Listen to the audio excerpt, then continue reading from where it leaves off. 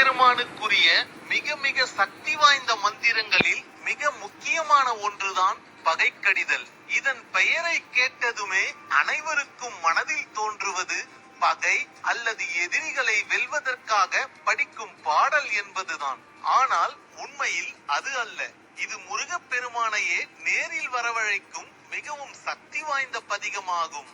எவர் ஒருவர் இந்த பதிகத்தை நெற்றியில் திருநீறு பூசி பக்தி சிரத்தையுடன் காலை மாலை இரு வேளையும் படிக்கிறார்களோ அவர்களுக்கு முருகப்பெருமான் மயில் மீது வந்து காட்சி தருவார்.